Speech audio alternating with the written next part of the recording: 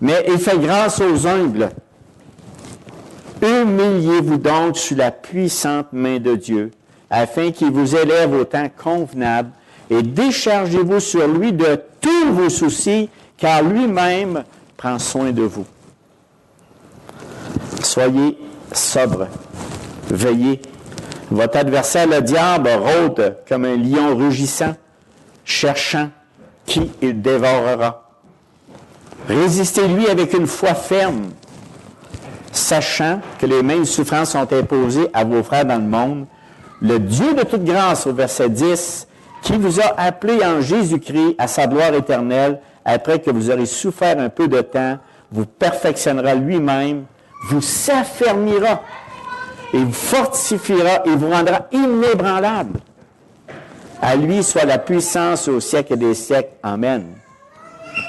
Et là, on est au verset 12. Ça, c'est le 20, le 30 octobre. J'ai parlé des versets 10 et 11 et que je vais reprendre un petit peu certains points tantôt. Mais on va conclure avec aujourd'hui avec les versets 12 à 14. Il dit, c'est par Sylvain qui est à mes yeux un frère fidèle que je vous écris ce peu de mots. C'est Sylvain qui a écrit la lettre pour Pierre, mais c'est Pierre qui a exprimé l'idée. Pour vous exhorter et pour vous attester que la grâce de Dieu à laquelle vous êtes attachés, c'est la véritable. L'Église des élus qui est à Babylone vous salue, ainsi que Marc, mon fils. Saluez-vous les uns des autres par un saint baiser d'affection. Que la paix soit avec vous tous qui êtes en Christ. Vous savez, juste comme pour bien me situer, pour des personnes qui n'ont peut-être pas entendu naturellement tous les messages qui ont été comportés dans ces versets-là, c'est que vraiment Pierre a encouragé des chrétiens qui étaient persécutés à cause de Néron, que lui a fait brûler une partie de la ville de Rome, et puis là, ça y prenait un bouc émissaire parce que les gens n'étaient vraiment pas contents qu'il a brûlé la ville. Donc, à ce moment-là, Néron, il dit, c'est les chrétiens qui ont fait ça. Mais c'était Néron qui l'avait fait.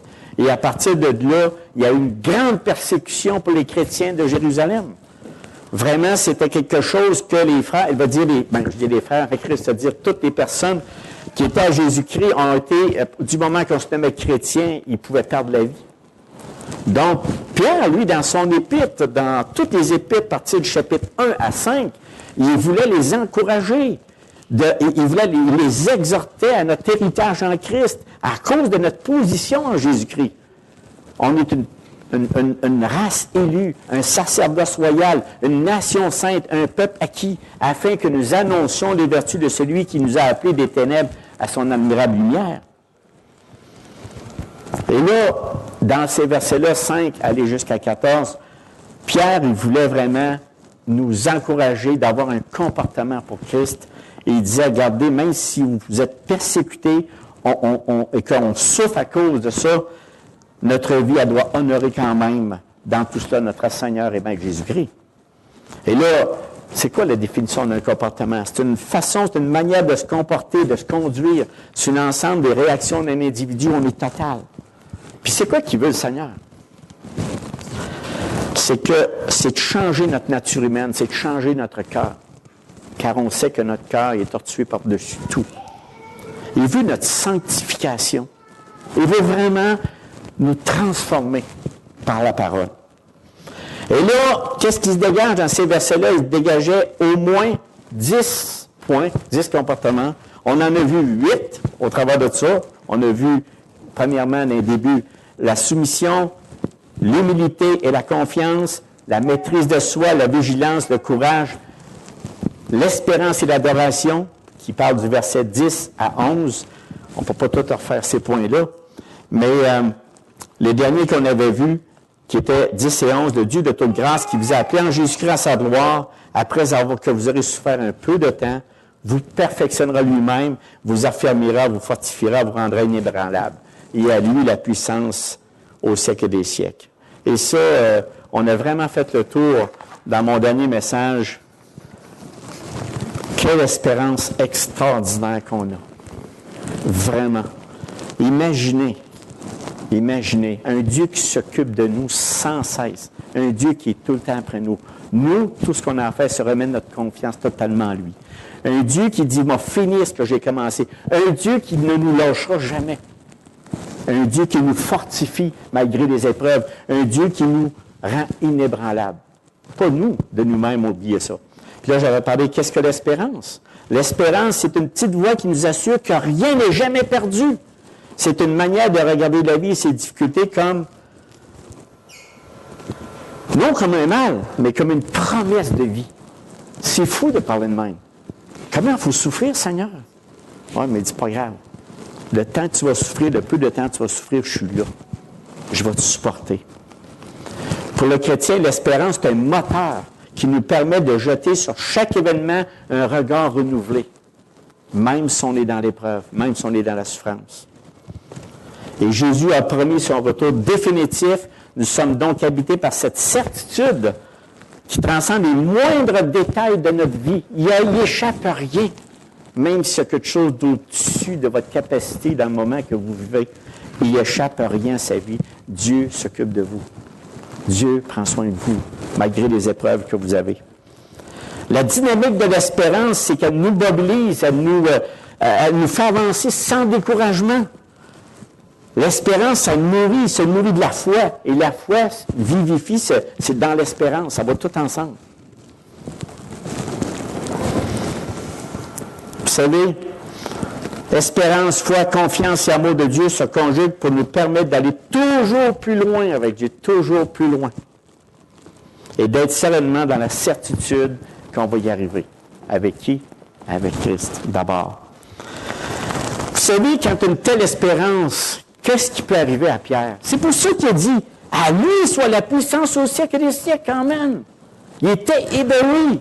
Tu sais, il était émerveillé. Il dit, écoutez, on souffre, mais regardez l'espérance qu'on a en notre Seigneur Jésus-Christ. Il ne nous abandonnera jamais. Et ce matin, dans les trois derniers versets, 12 à 14, bien entendu, vous allez dire, bien, Gérard, c'est une application, c'est pas un commandement qui nous donne. Pierre, regarde, il est en train de nous dire, Pierre, c'est par Sylvain qui a écrit. Il fait juste dire que c'est Sylvain qui a écrit ces choses-là sous sa direction. Puis là, il dit, regardez, ça atteste que la grâce à Dieu à laquelle vous êtes attachés est la véritable. Quelle application qu'on fait là-dedans? Et le dernier verset, il dit, regarde, saluez-vous d'un saint baiser. Il dit, voyons donc, si tu fais là, bien moi, je vais vous parler des deux derniers ce matin. Et ces trois versets-là reflètent la fidélité et l'amour. La fidélité et l'amour. On voit par la fin de son chapitre 5, Pierre, un homme rempli d'amour, rempli de confiance en son Seigneur. Il termine avec ça en lui disant ça par la lettre. Mais en même temps, écoute, il dit, mon fidèle, Sylvain qui reste fidèle. Donc, le comportement, mon but ce matin, c'est vraiment le comportement du véritable serviteur de Dieu demeure toujours fidèle et plein d'amour envers ses frères et ses sœurs en Jésus-Christ. Est-ce que c'est évident? Pas du tout. Et je vais faire le tour avec vous autres sur la fidélité.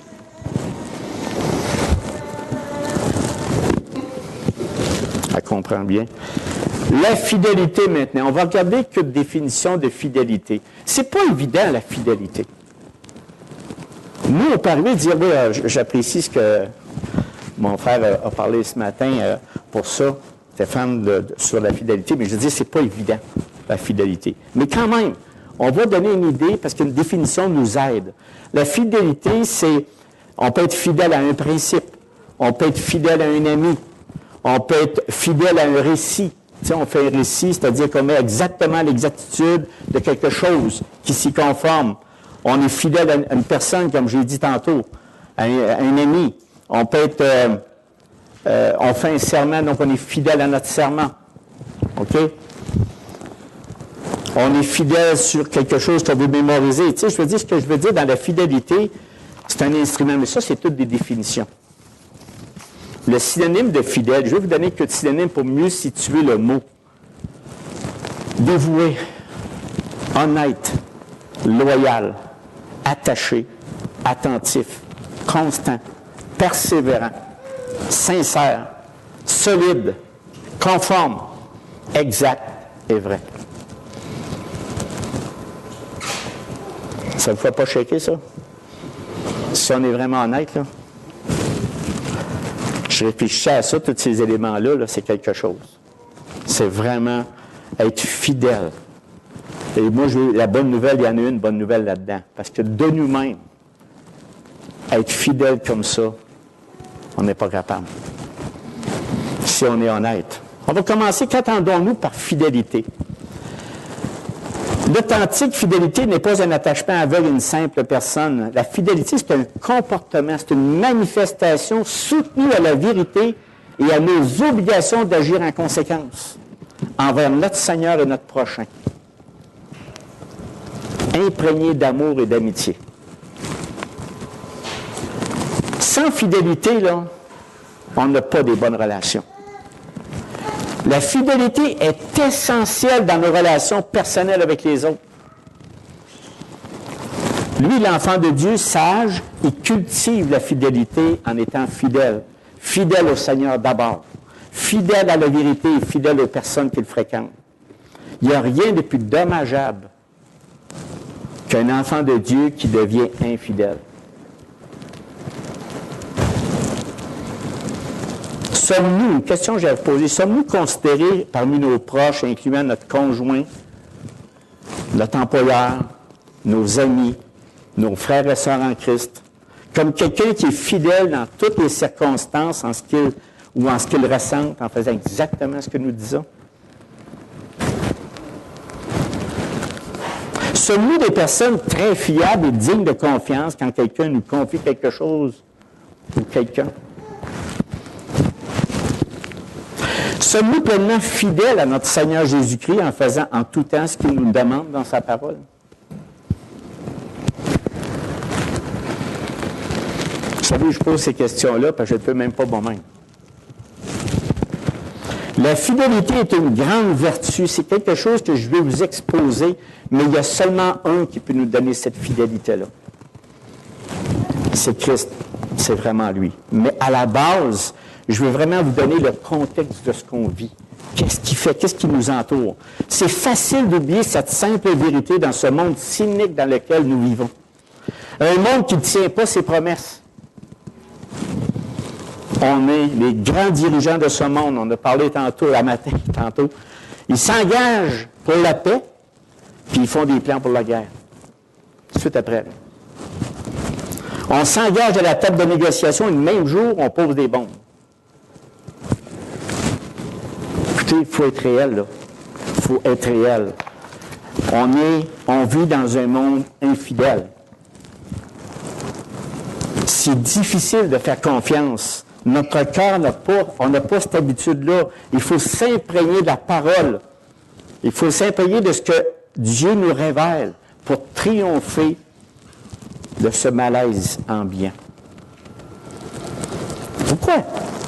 Je vous donne toute la mauvaise nouvelle. Hein? C'est parce que je ne peux pas arriver à vous dire, regarde, on est fidèle totalement. Le croyez-vous? Qu'on est fidèle totalement? Pas sûr. Moi, j'ai regardé mon état d'âme, mais je n'arrive pas à ça. J'arrive pas à ça. Mais j'ai une bonne nouvelle à vous donner pareil. Donc, la corruption est vraiment c'est une monnaie courante dans notre société. Les dirigeants d'entreprises et de villes sont si hostiles de la vérité absolue que la fidélité est souvent perçue comme une faiblesse, plutôt comme une valeur.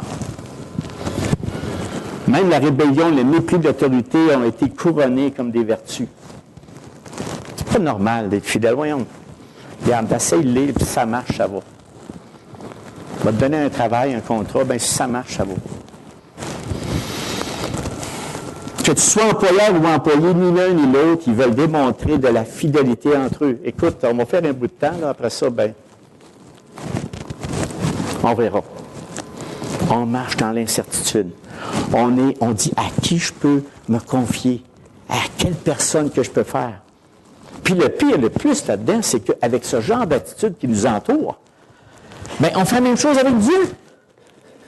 On n'est même pas fidèle avec Dieu, parce qu'on ne croit pas que lui est fidèle. Même avec notre communion fraternelle, avec nos proches. Ici, dans Proverbe 27,6, il dit « Les blessures d'un ami prouvent sa fidélité, mais les baisers d'un ennemi sont trompeurs. » Vous savez, je ne veux pas vous décevoir, mais on va être toujours déçu de notre prochain. Savez-vous ça? Toujours déçu. Que ce soit ton conjoint, que ce soit ton enfant, que ce soit ton père, ta mère, ton employeur, ton employé, ton voisin, ton pasteur, tes frères et sœurs dans le Seigneur. Mais est-ce une raison de ne pas rester fidèle parce qu'ils nous déçoivent? Vous n'êtes jamais déçu, vous n'avez pas l'air déçu de rien. Là. Vous avez, me semble, il n'y a pas personne qui vous a déçu parce qu'il a été infidèle à ses engagements. Si je m'en tenais rien qu'à ça, il y a des fois, il y a des circonstances, même nous qui sommes en avant que je vous parle ce matin, même moi, je peux dire quelque chose qui peut vous blesser. Je peux dire quelque chose qui vous a troublé. Je peux dire quelque chose qui... Ah là, c'est... Hey, là, il m'a déçu.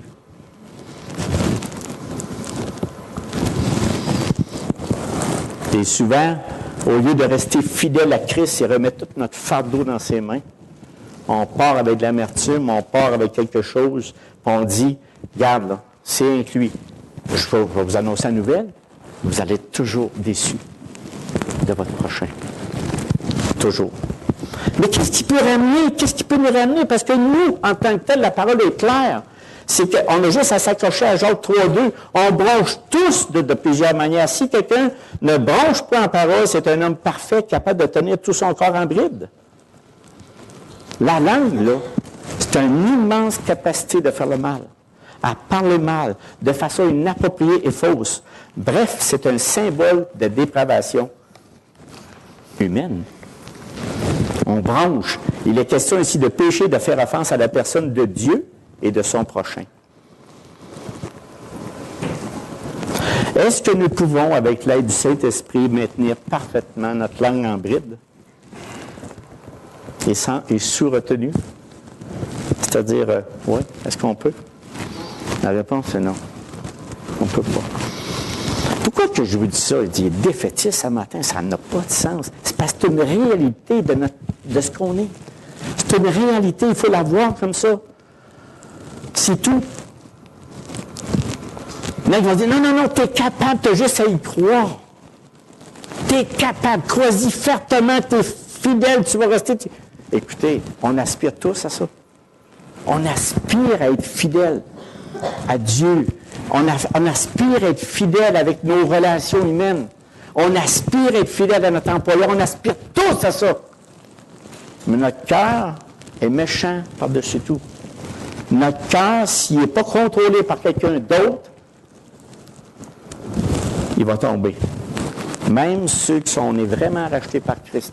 On est vraiment, j'ai une pleine confiance que Jésus-Christ m'a racheté complètement. Il m'a lavé. J'ai une paix, j'ai une tranquillité pure.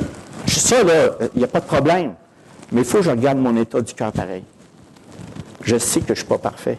Je sais que je ne suis pas fidèle à 100%. Je le sais, mais ça, c'est une réalité. On va voir des points tantôt pour vous relever, parce que là, je suis en train de vous assommer.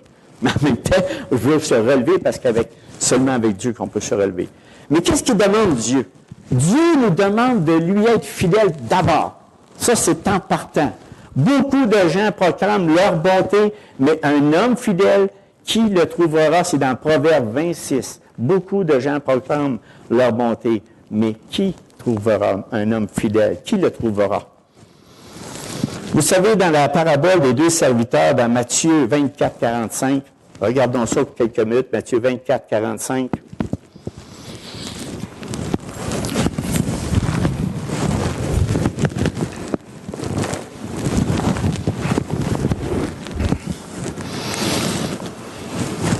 Il ne faut pas se leurrer, mes frères et sœurs. Je te dis, il ne faut pas être découragé, mais en même temps, il ne faut pas se leurrer et se convaincre qu'on a quelque chose, tomber dans le même piège d'un pharisien, de dire, regarde, puis de se séduire soi-même. Il ne faut pas tomber dans ce chose-là. Il faut être aux aguets. J'ai parlé tantôt du lion qui rôde, qui arrachera. Il faut vraiment se voir tel qu'on est. Mais grâce à Jésus-Christ, il peut nous donner cette force-là. C'est ça la bonne nouvelle qui s'en vient. Donc, verset ici, deux serviteurs. Quel est donc le serviteur fidèle et prudent que son maître a établi sur ses gens, pour leur donner la nourriture au temps convenable. Heureux ce serviteur que son maître, à son arrivée, trouvera faisant ainsi. Je vous le dis en vérité, il l'établira sur tous ses biens. Mais si c'est un méchant serviteur qui dit en lui-même, mon maître tarde à venir, s'il se met à battre ses compagnons, s'il mange et boit avec les ivrognes, le maître de ce serviteur viendra le jour où il ne s'attend le moins et à l'heure qu'il ne connaît pas. Il le mettra en pièces et il lui donnera sa part avec les hypocrites. C'est là qu'il y aura des pleurs et des grincements dedans. Le Seigneur Dieu nous demande d'être fidèles. Fidèles, de faire confiance, lui remettre notre infidélité dans ses mains. Jésus enseigne que la vie, les capacités naturelles, les richesses et les possessions de chaque personne dans le monde sont un dépôt qui a été remis par Dieu. Reconnaître que c'est lui qui nous l'a donné. Puis, on va avoir des comptes à rendre. C'est ce qu'il nous dit, ces versets-là. Donc, la question, sommes-nous des serviteurs fidèles et prudents devant l'Éternel, notre prochain? C'est sûr, la réponse se dit, ben non, on n'est pas, mais on peut le devenir. Grâce à quoi? Le Saint-Esprit. Regardez ici dans Jérémie 5, 1 qui a dit, regardez dans les rues de Jérusalem, regardez et informez-vous. Cherchez dans la place s'il se trouve un homme et s'il y a un homme qui pratique la justice, qui s'attache à la vérité, et je pardonne à Jérusalem. Et on voit que cette ville-là était tombée là-dedans, puis il n'y avait rien à faire. On dit, garde, il n'y en avait pas. Mais nous, là, ici, l'Écriture met la fidélité à l'honneur. Nous devons la fidélité, premièrement, au Seigneur et à sa vérité, mais également à ceux qui soutiennent la vérité. Et là, il y a un verset ici qui est extrêmement important à comprendre, ici, dans 2 Chroniques 16, 9, et on doit s'accrocher à ça.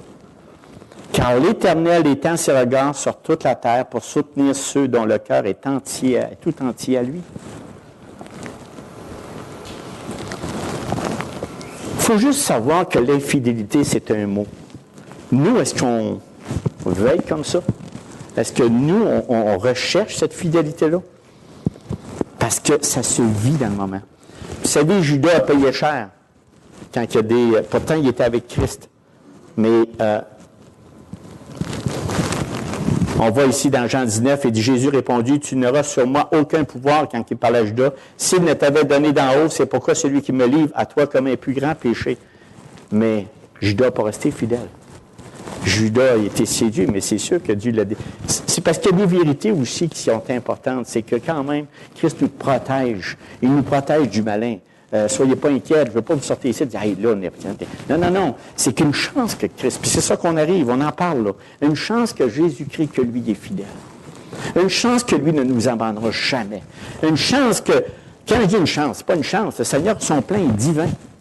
Puis il dit, ceux qui m'appartiennent, je vais les conserver dans la fidélité. Une chance. Je tiens, vraiment, et ça, il faut s'accrocher à ça. Mais quand il a laissé aller Judas, ben, il est parti puis il a vendu son maître. Donc ici, Dieu seul est parfaitement fidèle et c'est ce qu'il dit et c'est ce qu'il fait. Est-ce qu'on y croit?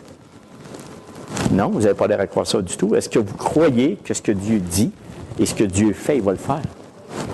Mais j'espère, parce que c'est la seule personne qu'on peut dire que nous connaissons et qui peut remplir toutes les qualifications, c'est Dieu lui-même. Il est fidèle à 100%.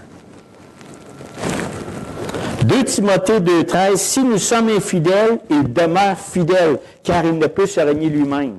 Donc, l'encouragement là-dedans, même si nous, parfois on est infidèle, ou parfois on tombe, et ce monde qui est infidèle, ne décourageons pas, ce que Dieu a promis, il va le faire. 1 Thessaloniciens 5,24, et celui qui vous a appelé est fidèle, et c'est lui qui le fera. Ce n'est pas des versets encourageants. Très encourageants. 2 Thessaloniciens 3,3, le Seigneur est fidèle, il vous affermira et vous préservera du malin. Moi, je m'accroche à ces versets-là. Parce que si je me fie sur ma fidélité, je suis mort. Parce qu'honnêtement, tous ceux qui n'appartiennent pas, qui ne sont pas fortifiés par le Saint-Esprit, qui n'ont pas la parole de Dieu dans leur cœur, finissent par être infidèles. On le voit. On ne peut pas tenir nos promesses. Dieu est fidèle à l'égard de sa création. de ses promesses, du salut, de la tentation, de la souffrance. Il est ici fidèle pour fortifier et protéger de Satan. Qu'est-ce qu'il peut avoir de plus encourageant que ça? Il n'y en a pas. Je ne voulais pas jeter, parce que je vous regardais tantôt, là, puis je disais, aïe. C'est parce que je voulais vraiment regarder, je voulais vraiment qu'on se regarde notre cœur tantôt pour voir vraiment que devant Dieu et sans Dieu, on est fait. On ne peut pas regarder cette fidélité-là. Que Christ a la fidélité. Quel est le nom sur cette terre qui était parfaitement exactement ce qu'il était? Qui a vécu sur cette terre, pleinement homme et pleinement Dieu? C'est Jésus-Christ. Lui, il avait la perfection. Il a affirmé deux grandes vérités. Il dit, Jean 14, 6, il dit, « Je suis le chemin, la vérité et la vie. Nul ne vient au Père que par moi. » C'est-tu assez clair? Jean 18, 37, il dit, il a déclaré devant Pierre, « Je suis né et je suis venu dans le monde pour rendre témoignage à la vérité. » C'est lui la fidélité. C'est lui qui est le fidèle, qui est le maître. Quiconque a la vérité écoute ma voix.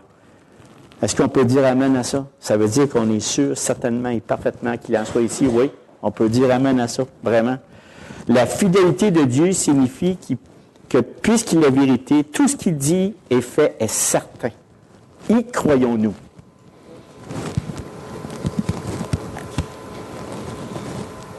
Tout le temps. 100%. Toujours. Il n'oublie pas, il ne change pas, il n'hésite pas, il tient toujours parole. La fidélité de Dieu, ça émane de tout son caractère, c'est son caractère. Il ne trahira pas sa parole sous aucun prétexte. À nulle part, Exode 34, 5, l'Éternel, Dieu miséricordieux et compatissant, lent à la colère, riche en bonté et en fidélité. Ce qu'il dit, ce qu'il fait, il l'exécutera.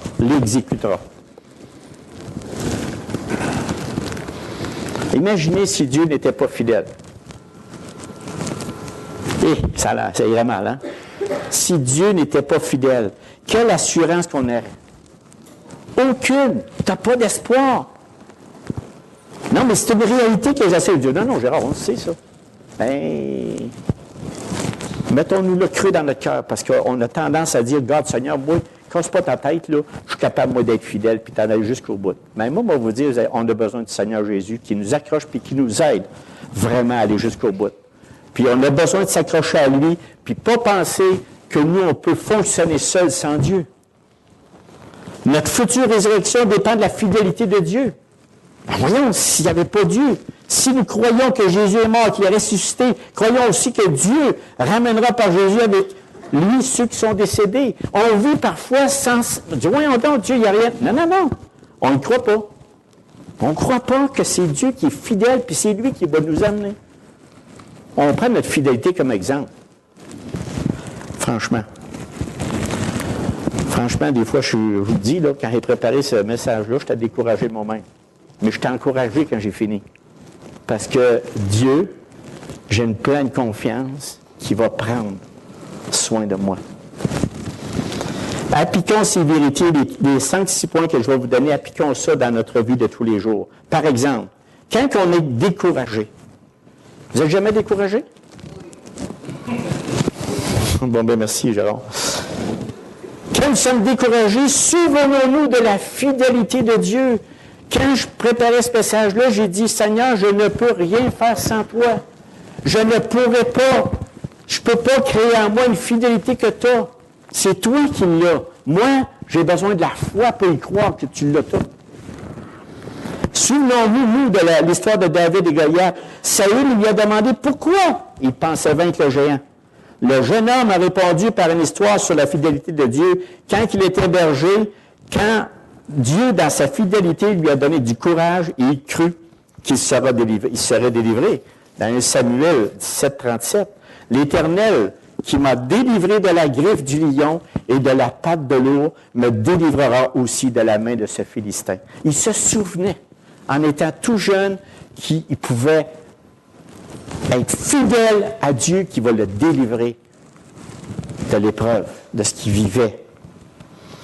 Et souvent, nous, on doit faire pareil. Puis quand on regarde notre histoire avec Dieu, il faut regarder ces paramètres-là, dire « Seigneur, tu vas toujours me délivrer. Parce que je le sais, tu vas me délivrer. Tu m'as délivré du lion, tu vas me délivrer de ces soucis-là. Quand on est dans une situation désespérée, souvenons-nous de cette grande promesse de Dieu. Souvenons-nous comment Dieu a exaucé nos prières. Rappelons-nous ses œuvres puissantes. Considérons que celui qui combat pour nous fait ramasser des 5 cailloux, puis on peut affronter le géant qui est en train de nous détruire. Parce qu'il y en a toujours un géant qui veut nous détruire. Prenons un autre exemple. Quand on doute du salut, souvenons-nous de la fidélité de Dieu. Souvenons-nous de cette fidélité, parce que des fois, on s'éloigne de Dieu, on ne prend pas le temps de réfléchir, on ne prend pas le temps de méditer, puis là, il nous passe des idées, puis là, on dit, « Ouais, Seigneur, es-tu capable? » On commence à croire que qu'est-ce qu'il a préparé pour nous, il ne peut pas l'accomplir puis le finir. Mais rappelons-nous, il dit, « Mes brebis me suivent, je leur donne la vie éternelle, ils ne périront jamais. Et personne ne les ravira de ma main. » Hey, c'est pas une promesse forte, ça. Moi, je peux me fier là-dessus, là. Lui est fidèle. Lui est fidèle. Dieu dit, j'ai dit ça et je vais le faire. C'est bien sûr qu'il faut se repentir de nos péchés. C'est bien sûr que, oui, celui qui a le Fils a la vie, celui qui n'a pas le Fils n'a pas la vie. Je vous ai écrit ces choses afin que vous sachiez que vous avez la vie éternelle. Vous qui croyez au nom du Fils de Dieu.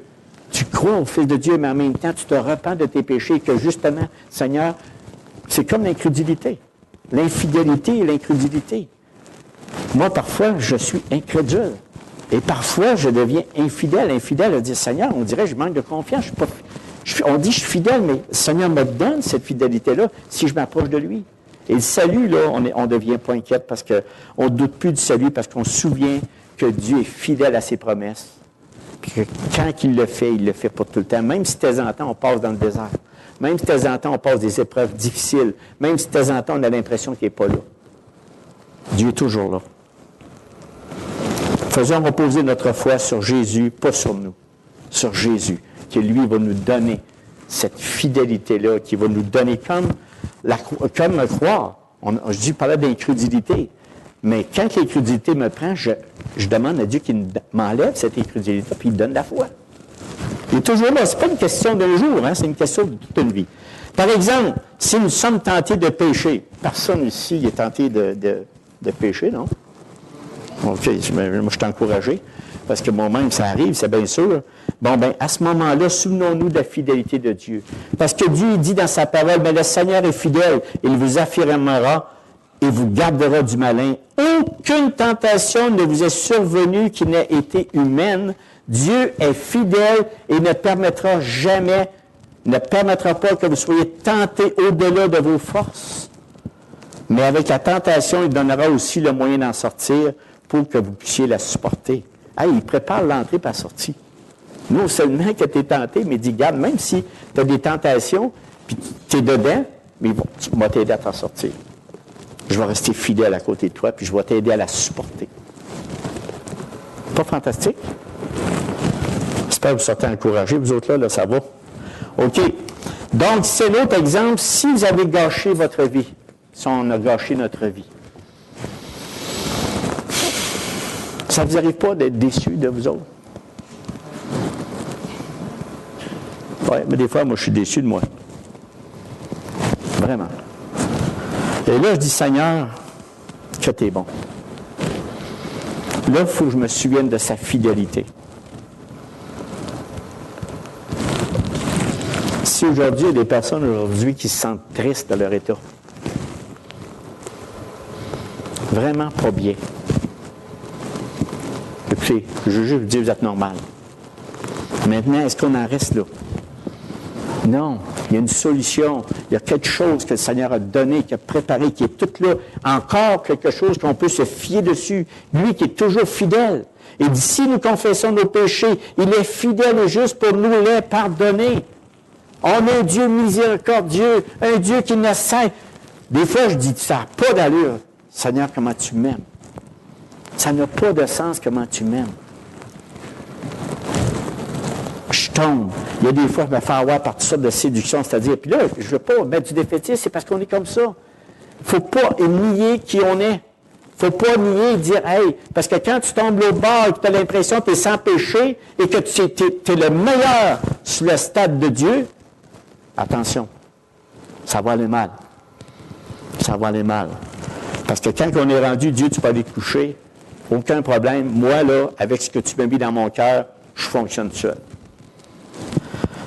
Il n'ira pas loin. Je vous le garantis. On a besoin de Dieu tous les jours. On a besoin de sa grâce. On a besoin de sa fidélité. Puis il va nous aider 100%. Croyez-moi, mes frères et sœurs, il va nous aider puis il va nous sortir de là. Donc, si on sent qu'on a gâché notre vie, il y a encore une solution. Et si quelqu'un a péché, nous avons un avocat auprès du Père. Jésus-Christ le juste, le fidèle. Il a lui-même la victoire expiatoire pour nos péchés, et non seulement pour les nôtres, mais aussi pour ceux du monde entier. Il est prêt à nous donner ça constamment.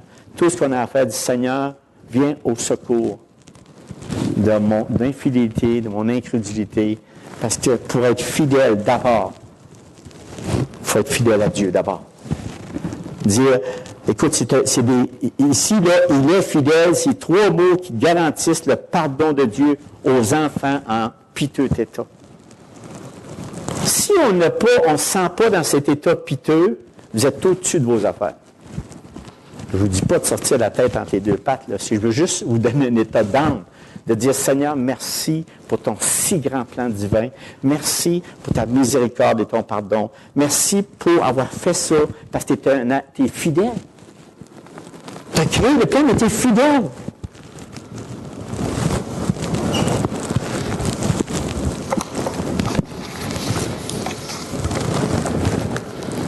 On peut-tu avoir trop péché pour ne pas avoir de pardon?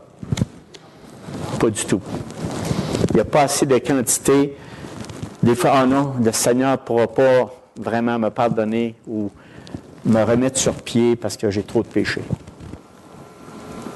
Il y en a suffisamment. Il peut toutes les prendre ensemble, sans problème. Psaume 57, 17, il dit, oh Dieu, tu ne dédaignes pas un cœur brisé et contré. Vous voulez demeurer fidèle à Dieu, demeurer fidèle dans vos engagements, fidèle dans tout ce qui vous touche, fidèle avec nos frères et sœurs. Ayons un cœur brisé et contré, disant, j'ai un cœur, mais avec toi, Seigneur, tu le ramènes à la vie. Tu me donnes des sentiments, tu me donnes vraiment une fidélité que je ne peux pas abandonner. Donc, quand on se sent capable d'accomplir notre tâche, souvenons toujours de la fidélité de Dieu.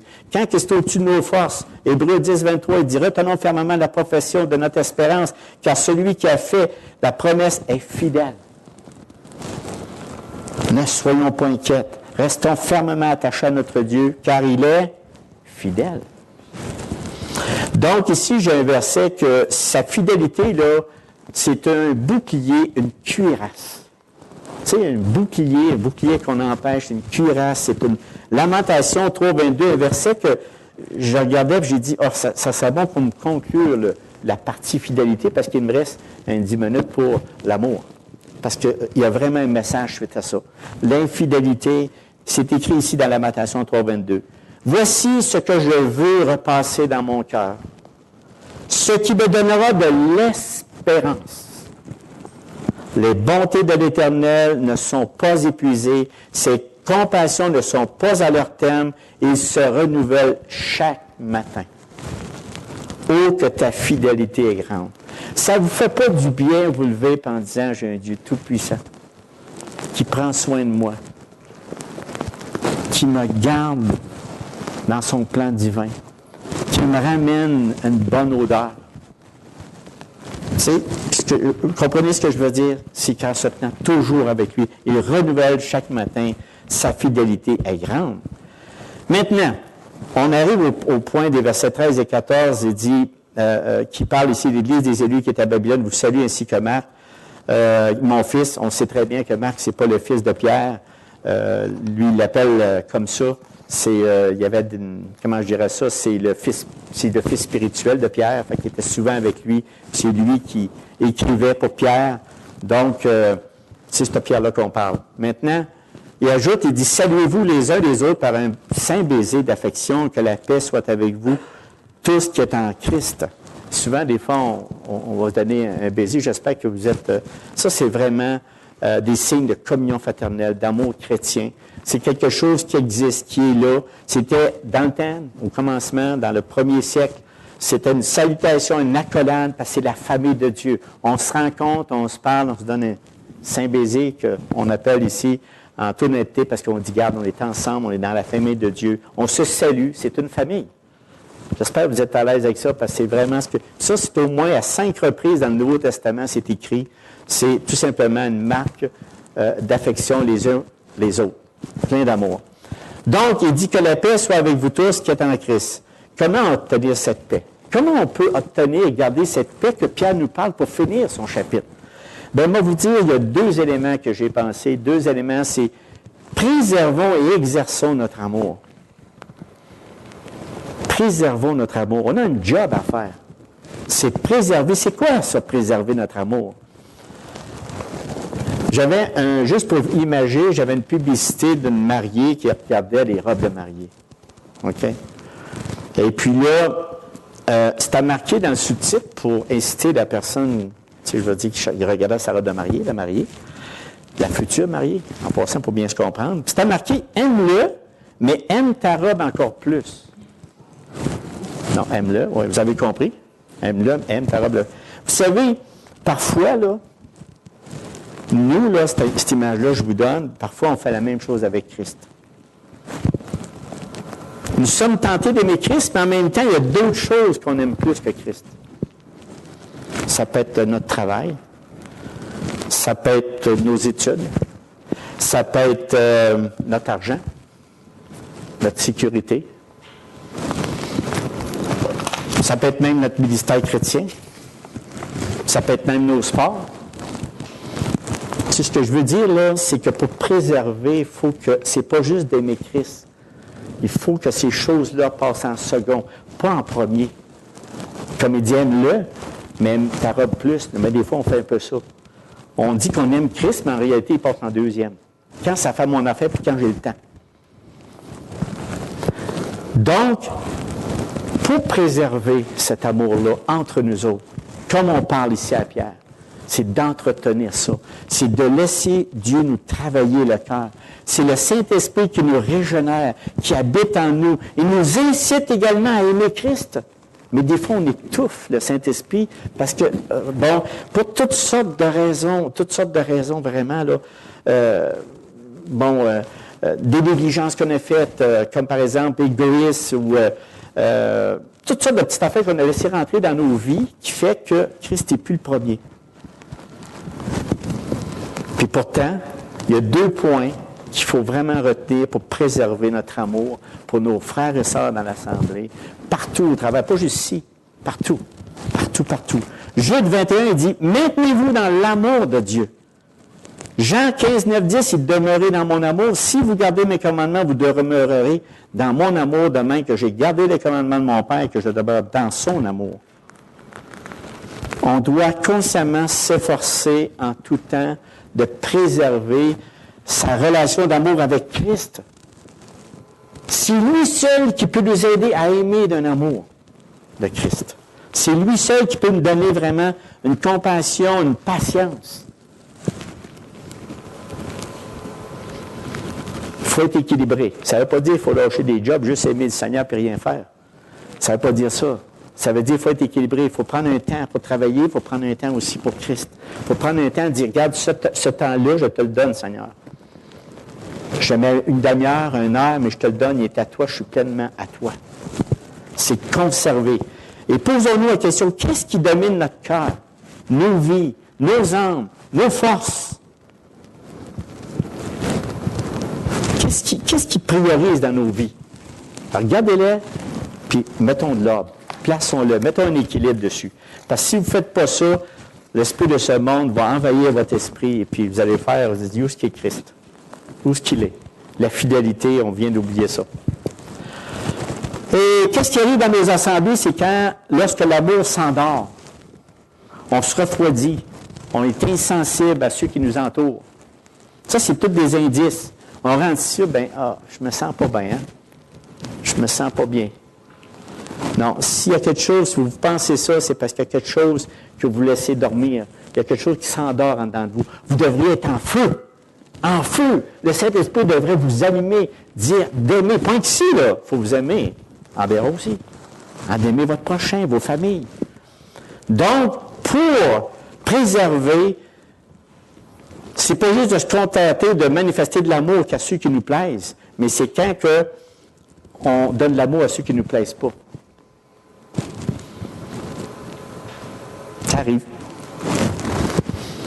On tombe dans la paresse, complaisance en matière de l'amour. Donc, il faut remédier à ça. Il faut prier là-dessus pour préserver l'amour.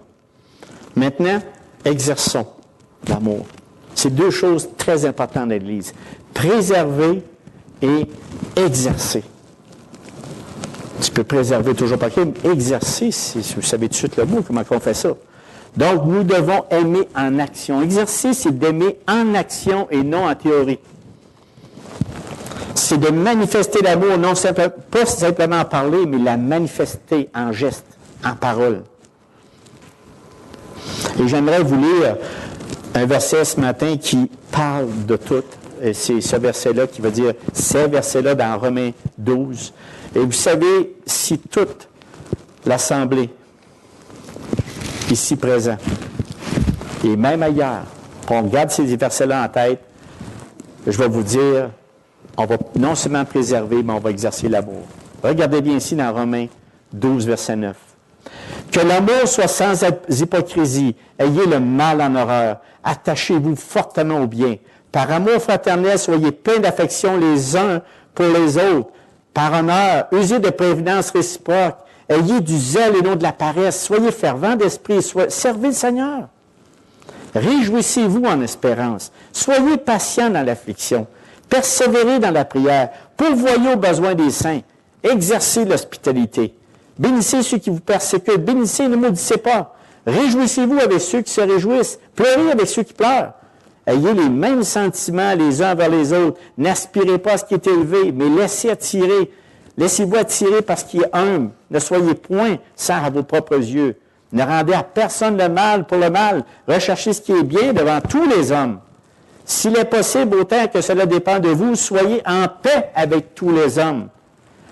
Ne vous vengez point vous-même, bien-aimés, mais laissez agir la colère, car il est écrit « À moi la vengeance, à moi la rétribution », dit le Seigneur. Mais si ton ennemi a faim, donne-lui à manger. S'il a soif, donne-lui à boire. Car en agissant ainsi, tu amasseras des charbons ardents sur ta tête. Ne te laisse pas vaincre par le mal, mais surmonte le mal par le bien. Écoutez, ces versets-là, pas à réfléchir. Juste ça venait d'exercer l'amour. Vraiment entre nous autres. Si on se le fait dire, on est correct. Non, il faut toujours se mettre en lumière avec les Écritures pour vérifier notre état du cœur. Est-ce que l'état du cœur est là? Est-ce qu'on est bien entre nous autres, les frères et sœurs? Est-ce que ça coule au travers de nous autres? Et je veux terminer vraiment par quand que Christ est monté aux cieux, il est revenu, il est ressuscité des morts, il est revenu pendant un certain temps avec ses disciples. Il y a une phrase qui vient souvent dans mon esprit, vraiment. C'est quand il a parlé à Pierre. Pierre, m'aimes-tu? Vous savez la réponse? Paix, mes agneaux. Fait que là, il a reposé la question, il dit, Pierre, m'aimes-tu? Il dit, paix, mes brebis. Et la troisième fois, il dit, oh, Pierre, m'aimes-tu? Ah là, il était déboussolé, là, il était vraiment... Ben là, Seigneur, tu sais que je t'aime. Mais, paix mes brebis. Vous savez, je vais terminer avec ça parce que le Seigneur, là, vous savez ce que Pierre a fait? Il a fait des niaiseries, hein? Il a même nié, il a même renié son maître. Quand, hey, tu connais-tu, tu étais avec? Non. Pierre, là, il en a fait des niaiseries avec son maître. Mais Christ a tout pardonné ça. Puis il voulait s'assurer à la fin, avant qu'il remonte. Il voulait s'assurer, puis il dit, Pierre. Et là, il était convaincu. Quand il a eu terminé, Pierre a dit, tu sais que je t'aime, puis il était déçu, mais nous, là, ce que je viens de faire avec vous, faites la même chose avec le Seigneur Jésus. Vraiment, il nous pose la question ce matin. Est-ce qu'on l'aime? Est-ce qu'il fait partie de notre vie? Est-ce qu'il envahit complètement nos pensées? Servez-vous pas du Seigneur juste pour un tampon, mais qu'il soit actif dans vos vies. Exercez l'amour. Exercez-le. Persévérez. Préservez l'amour. Je vais vous terminer avec ça, puis gardons les yeux fixés sur Jésus-Christ. Vous avez des souffrances, vous avez toutes sortes de choses. Vous avez des doutes sur la fidélité. Il y a des fois, on manque de fidélité.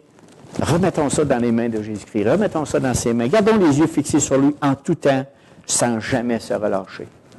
Ça va? On finit avec ça. Donc, on va prier. Seigneur, notre Dieu, tu es un Dieu tout-puissant, merveilleux. Écoute, Seigneur, ta fidélité surpasse tout notre entendement. De ce qu'on est nous-mêmes, on ne peut pas y arriver. Mais avec toi, on va y arriver parce que c'est toi qui vas nous affermir puis va nous amener dans toute cette fidélité-là. C'est toi qui donnes l'amour.